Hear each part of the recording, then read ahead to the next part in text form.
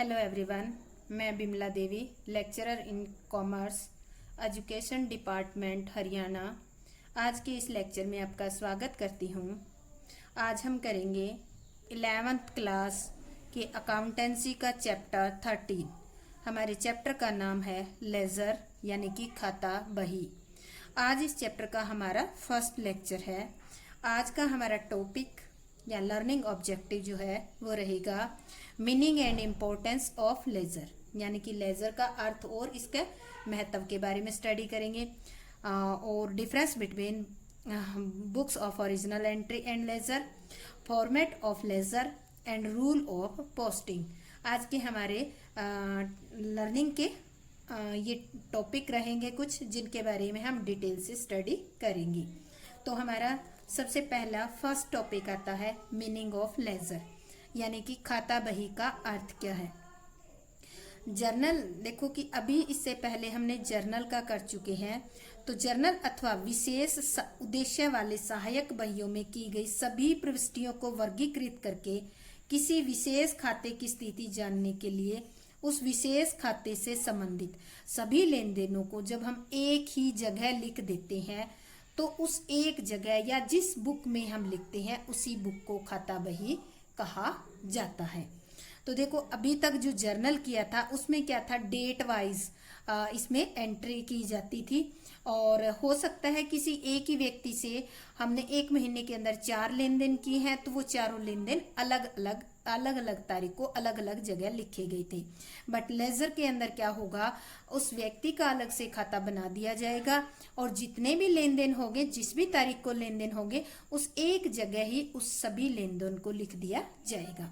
तो देखो इसमें देखा जर्नल अथवा विशेष उद्देश्य वाली सहायक बहियों में की गई सभी प्रविष्टियों को वर्गीकृत करके किसी विशेष खाते की स्थिति जानने के लिए उस विशेष खाते से संबंधित सभी लेन देनों को खाता बही में एक स्थान पर एकत्रित किया जाता है। यानी कि जितने भी जो भी लेन देन होंगे एक व्यक्ति से रिलेटेड उनको एक स्थान पर एकत्रित किया जाएगा। इसके लिए एक अलग पुस्तक लगाई जाती है।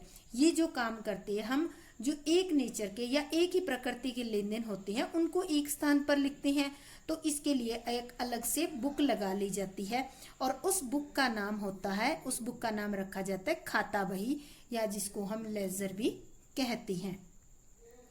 इस बही में व्यावसायिक संस्था के सभी खाते खोले जाते हैं।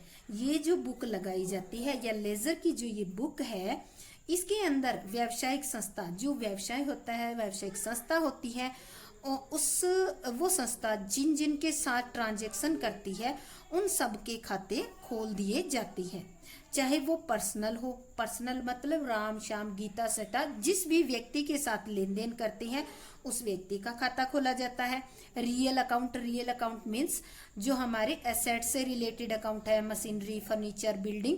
तो अपने व्यवसाय के अंदर जो रियल एसेट्स या जो एसेट्स हैं उन सब के अकाउंट इसी बुक में खोले जाएंगे। या फिर नाम मात्र खाते, नॉमिनल अकाउंट जितने भी एक्सपेंसेस और जो भी इनकम की आइटम होती है उन सब के अकाउंट इस बुक के अंदर खोले जाते हैं।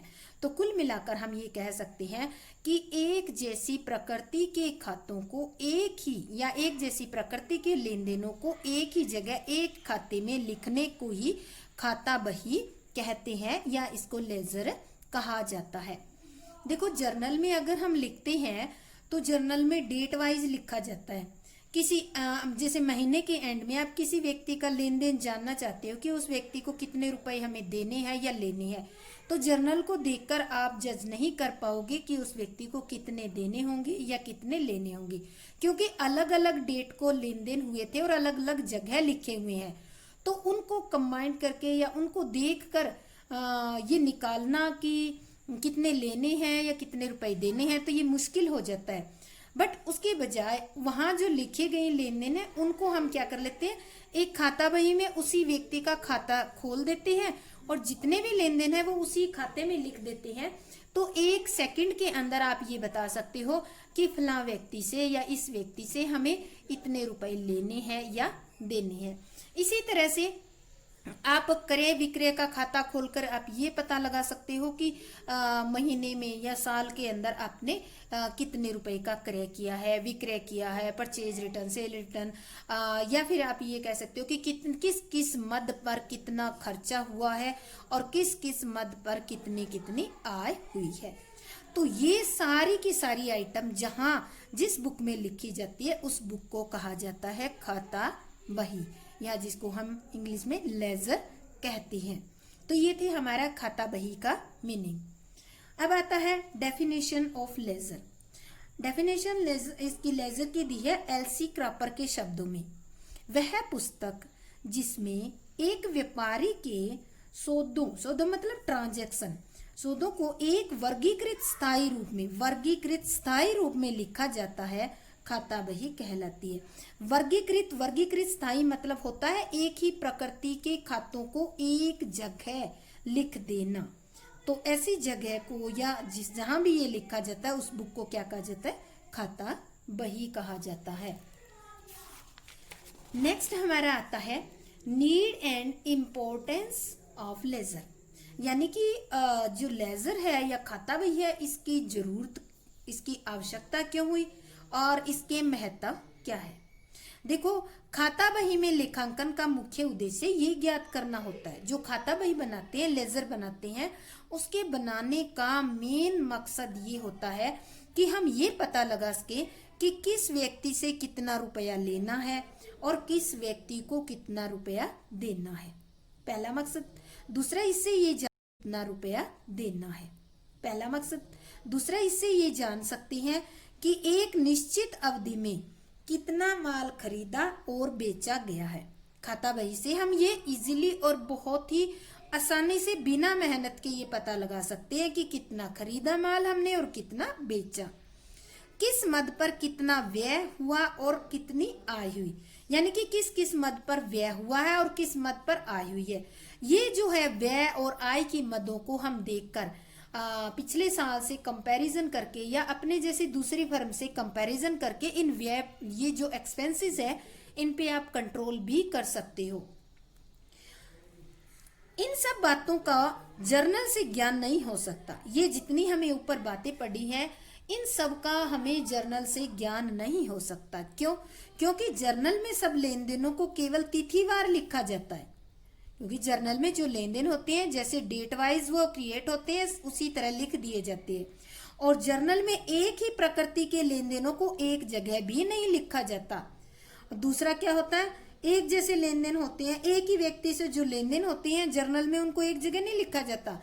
जैसे एक व्यक्ति से कोई लेन देन 5 तारीख को हुआ है तो 5 तारीख को मान लो पेज नंबर 5 पे लिखा गया, फिर 10 तारीख को लेन देन हुआ तो हो सकता है पेज नंबर 11 पे उसका लेन देन लिखा गया। तो इस जगह इस तरह एक जैसी प्रकृति के लेन देन होते हैं, उनको एक जगह भी नहीं लिखा जाता, बल्कि खाता बही में ये काम किया जाता है। खाता बही में एक जैसी प्रकृति यानी कि एक ही प्रकृति के लेन देनों को एक जगह लिखा जाता है। अब आता है खाता बही के इंपॉर्टेंस के बारे में। खाता बही के बिना व्यापारी का कार्य नहीं चल सकता। जो खाता बही होती है उसके बिना व्यापारी का काम नहीं चल सकता। क्यों? क्योंकि खाता बही में प्रत्येक खाते से संबंधित सूचनाएं एक स्थान पर एकत्रित होती है और व्यापारी को सूचनाएं जल्दी प्राप्त करनी होती है। अगर वो ये सूचना प्राप्त अपने उसको व्यवसाय में बहुत सारे डिसीजन लेने होते हैं और डिसीजन लेने के लिए उसको किसकी जरूरत होती है? सूचनाओं की जरूरत होती है। अगर वो सूचना प्राप्त करने के लिए बहुत सारा टाइम लगा देगा, जर्नल में देख के घटाना जोड़ना लेन देनों को ढूंढता ही रहेगा, तो उसका जो डिसीजन लेने का टाइम, जो डिसीजन लेने का मकसद है या जो अपॉर्चुनिटी है वो निकल जाएगी। बल्कि अगर खाता बही है बना रखी है तो क्या होगा, एक खाता बही का पेज पलटा और फटाफट उसकी इंफॉर्मेशन प्राप्त की और उसके बेस पे डिसीजन लेकर अपने बिजनेस में वो जो भी उसके सामने अपॉर्चुनिटी है उसका बेनिफिट उठा सकता है। खाता बही को व्यापार की प्रधान बही यानी कि इसको प्रिंसिपल बुक भी कहा जाता है। प्रधान बही मतलब प्रिंसिपल बुक भी कहा जाता है। लेजर को कई बार 1 नंबर का क्वेश्चन आता है कि खाता बही क्या है, एक सहायक बुक है या एक प्रिंसिपल बुक है, यानी कि सहायक बुक या प्रधान बही है। तो खाता बही क्या है आपकी? एक प्रधान बही या प्रिंसिपल बुक है। इसका एक और नाम भी आ जाता है कई बार, इसे अंतिम प्रविष्टि यानी कि फाइनल प्रविष्टि, फाइनल एंट्री या क्लोजिंग एंट्री की बुक भी कहा जाता है। कई बार क्वेश्चन 1 नंबर के क्वेश्चन है ये, इसको क्लोजिंग एंट्री की बुक भी कहते हैं। क्यों? क्योंकि जिन लेन देनों को सर्वप्रथम जर्नल या सहायक बहियों में लिखा जाता है वो अंतिम रूप से खाता बही में आ जाते हैं। जो लेन देन हमने जर्नल में लिख दिया है, सहायक बहियों में लिख दिए, वो लेन देन लास्ट में कहाँ आ जाते हैं? खाता बही में आ जाते हैं। और खाता बही में आने के बाद उन लेन देनों को आगे कहीं नहीं ले जाया जाता, उन खातों का शेष ही या बैलेंस ही ले जाया जाता है। इस कारण से जो आपकी खाता बही है उसको प्रिंसिपल बुक या जो क्लोजिंग एंट्री की बुक है वो भी कह सकते हैं। नेक्स्ट है एडवांटेज ऑफ लेजर, यानी कि जो खाता बही के लाभ क्या है। अगर आप खाता बही बनाते हैं तो इसके क्या क्या लाभ होते हैं। सबसे पहला, इस पुस्तक में सभी खाते अलग अलग पन्नों पर खोले जाते हैं, जिससे प्रत्येक खाते से संबंधित लेन देन एक विशेष जगह एकत्रित हो जाती हैं और उस खाते के शेष को देखने से ही इन लेन देनों का सामूहिक प्रभाव ज्ञात हो जाता है। यानी कि इस बुक के अंदर ऐसे पेज पे, जैसे पेज नंबर 1 पे राम का खाता, पेज नंबर 2 पे श्याम का खाता, पेज नंबर 3 पे एक्सपेंसेस का, इस तरह इनकम का, इस तरह से ये अकाउंट अलग खोले जाते हैं। तो एक तो इन अकाउंट से रिलेटेड इंफॉर्मेशन रिसीव करना इजी होता है और दूसरा इन लेन देनों का सामूहिक प्रभाव भी आप ज्ञात कर सकते हो। सामूहिक प्रभाव, जैसे राम के खाते को देखकर हम ये पता लगा सकते हैं कि राम को कितना रुपया देना है या राम से कितना रुपया लेना है। नेक्स्ट है, खाता बही से व्यवसाय से संबंधित सभी सूचनाएं शीघ्रतापूर्वक मिल जाती है। ये तो पता ही है कि खाता बही में क्या होता है, एक ही प्रकृति के लेन देनों को एक जगह लिखा जाता है तो तुरंत बैलेंस इसमें हम निकाल लेते हैं, तो इससे हमें इंफॉर्मेशन बहुत ही जल्दी क्विकली मिल जाती है और उस इंफॉर्मेशन के बेस पे हम अपने बिजनेस से रिलेटेड या सामने कोई अपॉर्चुनिटी है तो उसका बेनिफिट उठाने के लिए शीघ्रता से डिसीजन ले सकती है। जैसे फर्म ने किस व्यक्ति से कितना रुपया लेना है या देना है, ये तुरंत पता चल जाता है। साथ ही साथ किस मद पर कितनी आय और व्यय हुआ है। अगर बिजनेस में व्यय ज्यादा हो रहा है, एक्सपेंसेस ज्यादा हो रहा है, तो उस आइटम पे या उस अकाउंट में व्यय का, एक्सपेंसेस की आइटम देखकर ये डिसीजन लिया जा सकता है कि इस मद पर एक्सपेंसेस ज्यादा हो रहा है, तो इसको कंट्रोल करने के बारे में डिसीजन लिया जा सकता है। कुल कितना क्रय विक्रय किया गया है, साल के दौरान कितना क्रय किया है और कितना विक्रय किया गया है। लेजर की सहायता से तलपट बनाया जा सकता है। देखो लेजर जो होता है इसमें हम बैलेंस निकालते हैं हर एक अकाउंट के, और वो बैलेंस लेकर क्या बनाया जाता है, ट्रायल बैलेंस बनाया जाता है, जिससे लेखांकन की गणितीय शुद्धता की जांच हो जाती है। जो ट्रायल बैलेंस होता है, ट्रायल बैलेंस एक अकाउंट नहीं बल्कि एक विवरण है, और इस विवरण के द्वारा क्या होता है, गणितीय शुद्धता की जांच हो जाती है। यानी कि विवरण के द्वारा क्या होता है, गणितीय शुद्धता की जांच हो जाती है। यानी कि अभी तक हमने इस ट्रायल बैलेंस को बनाने तक या लेजर बनाने तक अगर कोई बाई चांस मिस्टेक हो गई है तो उस मिस्टेक को ट्रायल बैलेंस बनाकर हम पकड़ सकते हैं। नेक्स्ट है, व्यापारिक एवं लाभ हानि खाता बनाने की सामग्री खाता बही से ही प्राप्त होती है। देखो व्यापारिक एवं लाभ हानि खाता बनाती है, तो व्यापारिक और लाभ हानि खाता, व्यापारिक और लाभ हानि खाता में जो अमाउंट लिखी जाती है वो कहाँ मिलती है, खाता बही में। जो खाते खोले हैं उनके बैलेंस को लेकर ही व्यापारिक और लाभ हानि खाते बनाए जाते हैं। तो ये जो व्यापारिक और लाभ हानि खाता है इसमें इनकम और एक्सपेंडिचर से रिलेटेड आइटम लिखी जाती हैं, और वो हो गया नॉमिनल अकाउंट से रिलेटेड, और नॉमिनल अकाउंट का खोले जाते हैं खाता बही में। खाता बही में नॉमिनल अकाउंट देखकर, इनकम और एक्सपेंडिचर के अकाउंट देखकर उनके बैलेंस लेकर हम ट्रेडिंग और प्रॉफिट एंड लॉस अकाउंट बना लेते हैं। नेक्स्ट है बैलेंस शीट। बैलेंस शीट भी आपकी खाता बही के शेषों की सहायता से, जो लेजर है उसमें जो अकाउंट बने उनके बैलेंस होते हैं, उन बैलेंस को लेकर या उनकी हेल्प से ही बैलेंस शीट बनाई जाती है। बैलेंस शीट जो ये लेजर होता है, इसमें पर्सनल अकाउंट और रियल अकाउंट होते हैं, उनके बैलेंस को लेकर बैलेंस शीट बनाई जाती है। इससे व्यापार की बैलेंस शीट से व्यवसाय की आर्थिक स्थिति का ज्ञान हो जाता है। आर्थिक स्थिति यानी कि इससे ये पता चल जाता है कि व्यवसाय में कितनी कैपिटल लगी हुई है, कितनी उधार की कैपिटल है, और रियल एसेट्स यानी कि एसेट्स कितनी है और लायबिलिटी कितनी है। तो इससे व्यवसाय की आर्थिक यानी कि फाइनेंशियल पोजीशन का पता लगाया जा सकता है। नेक्स्ट है फॉर्मेट ऑफ लेजर। अब आता है इसके मीनिंग, इसके एडवांटेज करने के बाद कि जो लेजर है इसका फॉर्मेट कैसा होता है। तो कई बार 1 नंबर या 2 नंबर में आ जाता है इसके फॉर्मेट के बारे में, तो मैंने इसकी थोड़ी सी थ्योरी लिखी है। अगर ऐसे आ जाए तो ये लिखनी जरूरी है। खाता बही के प्रत्येक खाते के 2 भागों में विभाजित किया जाता है। कोई भी खाता होगा आप देखोगे उसको 2 पार्ट में डिवाइड किया होगा। इसके बाईं साइड को डेबिट साइड कहते हैं। बाईं साइड अगर पूछी जाए तो ये साइड होती है जो डेबिट साइड होती है, बाईं साइड होती है, और जो दाईं साइड होती है वो क्रेडिट साइड होती है। अब देखो अगर इसको देखते हैं तो ये इस तरह से, ये इसका सेंटर पॉइंट है, ये सेंटर पॉइंट है। तो इस तरह से अगर हम देखते हैं तो ये टी प्रारूप में होते हैं। कभी कभी तो इन्हें टी अकाउंट भी कह दिया जाता है। तो अगर पूछा जाए कि लेजर का फॉर्मेट किस प्रारूप में बनाया जाता है तो आप ये बताओगे कि ये टी प्रारूप में बनाया जाता है। कितनी साइड होती है इसकी लेजर की? 2 साइड होती है, एक डेबिट साइड होती है और दूसरी क्रेडिट साइड होती है। कई बार कॉलम पूछ लिए जाते हैं, तो कॉलम आप इस तरह से बताओगे, नंबर 1 2 3 4, 4 हो गए डेबिट साइड। सेम इसी तरह से 1 2 3 4 टोटल कॉलम पूछे जाते हैं, तो टोटल कॉलम कितने होंगे इसके? 8। अगर ये पूछा जाए डेबिट साइड तो 4, क्रेडिट साइड भी 4 कॉलम होती है। तो इस तरह से अब आती है बात, ये जो है लेजर, ये आपने कैश बुक बनाई है, सेम कैश बुक बनाई थी, वो कैश बुक कैश अकाउंट एक जैसा ही फॉर्मेट है।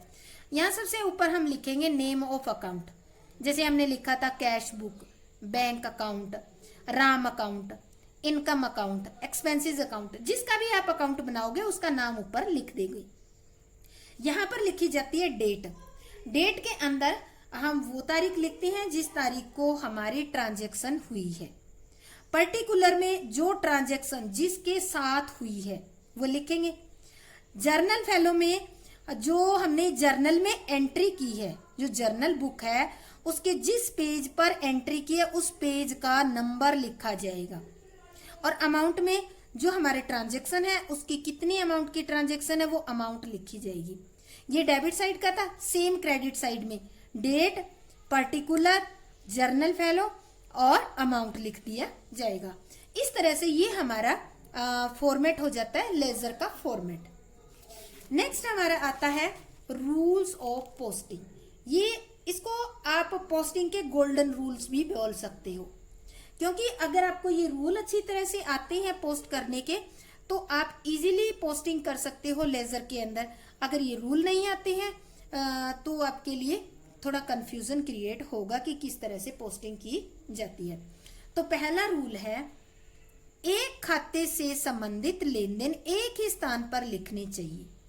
अब देखो खाता बही बना रहे हैं, जैसे राम का खाता बना रहे हैं तो राम से रिलेटेड जितने भी लेन देन है वो कहाँ लिखने चाहिए? राम के अकाउंट में एक ही जगह पर लिखने चाहिए, पहला रूल।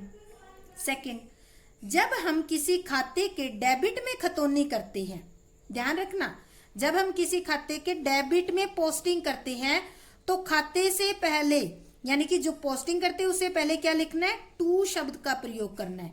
और अगर क्रेडिट साइड में पोस्टिंग कर रहे हैं तो बाय शब्द का प्रयोग करना है।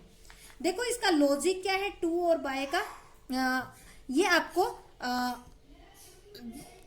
इस तरह से लिखना होगा कि डेबिट में टू और क्रेडिट में बाय शब्द लगाकर आपको, ये आपको पहचान करने के लिए, क्योंकि जब आप एंट्री करते हो तो क्रेडिट में टू आता है, तो जितना भी जो एंट्री में टू आप क्रेडिट साइड में लिखते हो तो वो सारे के सारे डेबिट साइड में पोस्टिंग होंगे उस अकाउंट की, ये आपको ध्यान रखना है, ठीक है। और बाय शब्द आपको अकाउंट बनाते वक्त क्रेडिट साइड में लिखना है। थर्ड रूल इसका है, जिस खाते में खतौनी कर रही हैं, जिस अकाउंट में आप पोस्टिंग कर रही हैं, यदि वह अकाउंट जर्नल में डेबिट हुआ है, क्या कह रहा है, जिसमें पोस्टिंग कर रही है अगर वो जर्नल में डेबिट हुआ है तो खाता बही में भी उस खाते के डेबिट हुआ है तो खाता बही में भी उस खाते के डेबिट साइड में पोस्टिंग की जाएगी।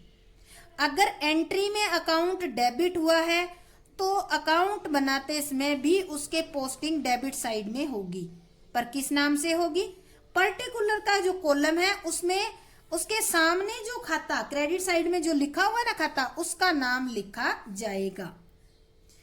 फोर्थ नंबर पे आता है,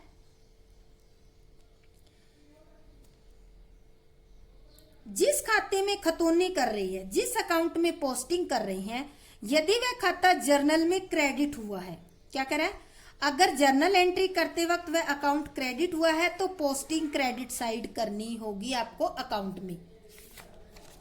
नेक्स्ट आता है, एक खाते की डेबिट साइड जितनी रकम लिखी जाती है उतनी ही रकम क्रेडिट साइड में भी लिखी जाएगी। जर्नल में आप करते आए हो ना कि जितनी आपने डेबिट में पोस्टिंग की है उतनी ही क्रेडिट में पोस्टिंग करनी है, सेम वही रूल है। व्यक्तिगत खातों के नाम के आगे अकाउंट शब्द लिखना अनिवार्य नहीं है। कोई भी पर्सनल अकाउंट आ जाता है, राम श्याम गीता, तो उनके नाम के आगे अकाउंट वर्ड लिखने की कोई कंडीशन नहीं है। तो हम कुछ एग्जाम्पल लेकर इसको करेंगे ताकि आपको इजीली समझ आ जाए, क्योंकि ये रूल भी आपको समझाने हैं तो वो रूल आप इस एग्जाम्पल की हेल्प से समझ सकते हैं। तो हम इसमें करेंगे, पहले जर्नल में एंट्री करेंगे, फिर हम पोस्टिंग करके आपको पोस्टिंग करनी सिखाएंगे। एग्जाम्पल है, sold goods for cash ₹20,000 on April 1, 2017। नगद माल बेचा है 20,000 रुपए का, ठीक है, कब, 1 अप्रैल 2017 को। ये मैंने कंप्लीट फॉर्मेट समझाने के लिए डेट भी ली है। तो सबसे पहले देखो, आप नगद माल बेचते हो तो उसकी एंट्री क्या करते हो, पहले आप जर्नल में एंट्री करोगे। जर्नल में एंट्री करने के लिए हम यहाँ लिखते हैं 2017 1 अप्रैल, ठीक है, ये हमने डेट लिख ली। अब हम एंट्री करेंगे, नगद माल बेचते हो तो एंट्री क्या करोगे, आपके हाथ में क्या आया है, कैश, तो हम एंट्री करेंगे cash account debit to sales account. नगद में माल बेचे कितने रुपए का, 20,000 का, तो हम यहाँ 20,000 की एंट्री कर दी। अब आपको नरेशन लिखनी जरूरी है क्योंकि जर्नल के अंदर तो नरेशन लिखी जाती है, तो हम लिखेंगे छोटी सी नरेशन लिखेंगे, कैश सेल्स, नगद माल बेचा, ये होगी। अब ये जो एंट्री है आपकी cash account debit to sales account 20,000 रुपए की, इसकी पोस्टिंग करनी है आपको। अगर आपको कह दिया जाए कि पोस्टिंग करनी है तो सबसे पहले आप क्या करोगे, हम ले लेते हैं कैश अकाउंट को, दोनों के अकाउंट बनाने होंगे क्योंकि दोनों अलग अलग है। तो कैश अकाउंट पहले हम लिख लेते हैं, कैश अकाउंट हमने बना लिया कैश अकाउंट। अब एंट्री के अंदर देखो कैश अकाउंट को क्या कर रखा है हमने, डेबिट। अगर डेबिट कर रखा है तो पोस्टिंग किस साइड होगी, अकाउंट के डेबिट साइड में पोस्टिंग होगी। अब पोस्टिंग किस नाम से होगी, ये जो क्रेडिट में इसके डेबिट, हम कैश अकाउंट बना रहे हैं, इसको डेबिट कर रहे हैं, तो पोस्टिंग जो है इसको पकड़ के हम इधर ले आते हैं, टू, यहां तारीख लिख देते हैं 1 अप्रैल, ठीक है, टू सेल्स अकाउंट, कितने रुपए, 20,000। आपने कैश बुक बनाई थी ना, सेम वही रूल है, वैसे ही बनेगी। कैश अकाउंट को हमने जर्नल में डेबिट कर रखा था तो इसके अकाउंट में, कैश अकाउंट में पोस्टिंग भी डेबिट साइड होगी। और किस नाम से, पर्टिकुलर में नाम क्या लिखेंगे, जो इसके सामने क्रेडिट में लिखा हुआ है वो एज इट इज उठाकर हम यहाँ रख देंगे, टू सेल्स अकाउंट। अब इसकी पोस्टिंग होगी हमारी, टिक लगा देती है। अब आता है सेल्स अकाउंट बनाना है हमने, तो हमने सेल्स अकाउंट का फॉर्मेट बना रखा है, सेल्स अकाउंट। अब हम क्या करेंगे, अब देखो यहाँ एंट्री के अंदर सेल्स अकाउंट को क्या कर रखा है, क्रेडिट कर रखा है आपने, तो इसका मतलब पोस्टिंग कहाँ होगी, क्रेडिट साइड में होगी। क्रेडिट साइड में होगी तो ये डेट का कॉलम है, तारीख तो यही रहेगी 2017 1 अप्रैल। ठीक है, तो अब सेल्स अकाउंट को एंट्री में क्रेडिट कर रखा है तो पोस्टिंग क्रेडिट साइड होगी। किस नाम से होगी? अब देखो भी इसके सामने क्या नाम लिखा हुआ है, डेबिट वाले में कैश, तो यहां लिख देते हैं कैश अकाउंट। अब देखो आपको रूल में बताया ना कि इसके आगे क्या लगाना है, बाय, क्रेडिट साइड में। तो ये जो है इसके सामने डेबिट में है, उसके आगे बाय वर्ड लगाकर बाय कैश अकाउंट, और यहां लिख देंगे हम 20,000। तो इस तरह से हम जितनी भी ट्रांजैक्शन होगी उसकी देखेंगे, जो अकाउंट डेबिट है तो डेबिट में पोस्टिंग, जो अकाउंट क्रेडिट है तो उसके क्रेडिट में पोस्टिंग कर देंगे। तो इस तरह से हमारी ये पोस्टिंग हो जाएगी। इसके बाद ये तो हमारी सिंगल एंट्री थी। कई बार क्या होता है कि एंट्री मिक्स होती है, जिसको हम कंपाउंड एंट्री कहते हैं। अगर ऐसे कंपाउंड एंट्री आ जाए तब हम पोस्टिंग कैसे करेंगे? पहले हमारे लिए ये जानना जरूरी है कि कंपाउंड एंट्री होती क्या है। मैं आपको बता देती हूँ। कई बार जर्नल प्रविष्टि में 2 या 2 से ज्यादा अकाउंट या तो एक साथ डेबिट हो जाते हैं, या 2 या 2 से ज्यादा अकाउंट एक साथ क्रेडिट हो जाते हैं। तो जब एक अकाउंट डेबिट और 2 या 2 से ज्यादा अकाउंट क्रेडिट हो गए, या फिर 2 या 2 से ज्यादा अकाउंट डेबिट और एक अकाउंट क्रेडिट हो गया, अगर इस तरह की एंट्री बन रही है तो उस एंट्री को कहा जाता है कंपाउंड जर्नल एंट्री। अब ऐसी कंपाउंड जर्नल एंट्री अगर आती है, कंपाउंड जर्नल एंट्री आती है तो उसकी हमें पोस्टिंग किस तरह से करनी है, हमें वो सीखना है। तो देखो हमने एक एग्जांपल लिया इसको समझने के लिए।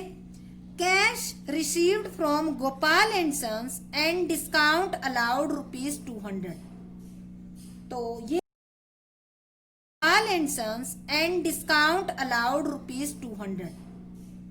तो ये मैं यहाँ लिख देती हूँ कैश रिसीव्ड, कैश लिख देती हूँ 14,800 rupees. Cash 14,800 received from Gopal and sons and discount allowed it ₹200। अब हमें क्या करनी है, इसकी एंट्री करनी है। एंट्री हम कोई भी डेट ले लेते हैं, जैसे कि हमने यहाँ डेट ले ली 10 अप्रैल ले लेते हैं। ठीक है, 10 अप्रैल 2017। आया क्या है इसमें आपके पास, कैश। कितना आया है, हम एंट्री करेंगे कैश अकाउंट डेबिट, कितना 14,800। यहाँ ये क्या है, डिस्काउंट अलाउड है। कितनी दी आपने, 200 रुपए की। यानी कि आपने 14,800 रिसीव कर लिया और 200 आपने उसको छूट दे दी, डिस्काउंट दे दी। इट मीन्स उसका और आपकी ट्रांजैक्शन कितने की थी, 15,000 की। तो आपने ये 15,000 की बदौलत आपने कितने लिए, 14,800 रिसीव किए। तो 200 का आपको क्या हो गया, लॉस। तो जो डिस्काउंट अलाउड होती है वो आपके लिए क्या होती है, लॉस। तो इसको हमेशा और हमेशा क्या किया जाता है, डेबिट। तो हम लिखेंगे डिस्काउंट अलाउड अकाउंट डेबिट 200, और 2 कौन था ये, Gopal and sons, Gopal and sons account. कितने का ट्रांजैक्शन होगी इसकी और हमारी, 15,000 की ट्रांजैक्शन हो गई है। तो इस तरह से 2 एंट्री डेबिट में आ गई, 1 क्रेडिट में है, या फिर इस तरह से 1 क्रेडिट में 1 डेबिट में आ जाती है और 2 आ जाती है क्रेडिट में। तो ऐसी एंट्री को कंपाउंड एंट्री कहा जाता है। अब एंट्री करना तो हम सीख गए कंपाउंड। अब बात आती है कि कंपाउंड एंट्री की पोस्टिंग किस तरह से की जाए। तो अब देखते हैं इसमें। देखो पहले कितने बनते हैं अकाउंट, कैश अकाउंट बनेगा, डिस्काउंट अलाउड अकाउंट बनेगा और Gopal and sons account, 3 account बनेंगे। तो सबसे पहले हम बनाते हैं कैश अकाउंट। यहां लिख लेते हैं कैश अकाउंट। कैश अकाउंट क्या है, डेबिट कर रखा है। डेबिट कर रखा कितने रुपए से, 14,800 से। तो पोस्टिंग की साइड होगी, डेबिट है तो डेबिट साइड में। तो हम यहाँ लिख देते हैं 10 अप्रैल, ये डेट लिखना मत भूलना। 2 इसके सामने यही है, 2 गोपाल एंड सांस अकाउंट कितने रुपए। अब जो रुपए हैं वो ये नहीं है कि इसके गोपाल एंड सन्स के सामने 15,000 लिखे हुए वो लिखने, नहीं। आप अकाउंट जिसका बना रहे हो, कैश अकाउंट बना रहे हो, तो कैश अकाउंट के सामने जितनी अमाउंट है वो लिखनी है आपको। 14,800 लिखने है आपको। पहला अकाउंट हमारा रेडी हो गया। इसके बाद आता है डिस्काउंट अलाउड डेबिट, ये भी डेबिट है, तो इसको भी हम यहां पर अकाउंट बना लेते हैं। पूरा लिखना है डिस्काउंट अलाउड अकाउंट। तो अब देखो ये अकाउंट डेबिट करना है, ठीक है। डेबिट कर रखा है यहां, तो डेबिट में पोस्टिंग होगी किस नाम से, सेम वही 10 अप्रैल को टू गोपाल एंड सन्स। अब बात आती है इस गोपाल एंड सन्स के सामने 1500 है, आपको कितने करने हैं इसमें, यहां अमाउंट कितनी लिखनी है 200। क्यों, क्योंकि हम डिस्काउंट अलाउड का अकाउंट बना रहे हैं। डिस्काउंट अलाउड डेबिट हुआ 200 से, तो हम यहां लिख देते हैं 200, ठीक है। तो हमारा कैश का बन गया, डिस्काउंट अलाउड का अकाउंट बन चुका है। अब आता है गोपाल एंड सन्स का। तीसरे में हम बना लेते हैं गोपाल एंड सन्स अकाउंट, ठीक है। अब देखो गोपाल एंड सन्स अकाउंट को क्रेडिट कर रखा है कितने रुपीज से, 15,000 से। क्रेडिट है तो इसका मतलब क्रेडिट में पोस्टिंग होगी। अब देखो इसके सामने इन दोनों को लेंगे तब जाके 15,000 बनता है, तो हम क्या करेंगे, यहां लिखेंगे 10 अप्रैल, ठीक है। बाय कैश अकाउंट, दोनों को लिखना है आपको। बाय कैश अकाउंट कितना, इसके सामने कितना है 14,800, और दूसरा आ गया आपका सेम डेट को बाय डिस्काउंट अलाउड कितने रुपए 200 रुपीज।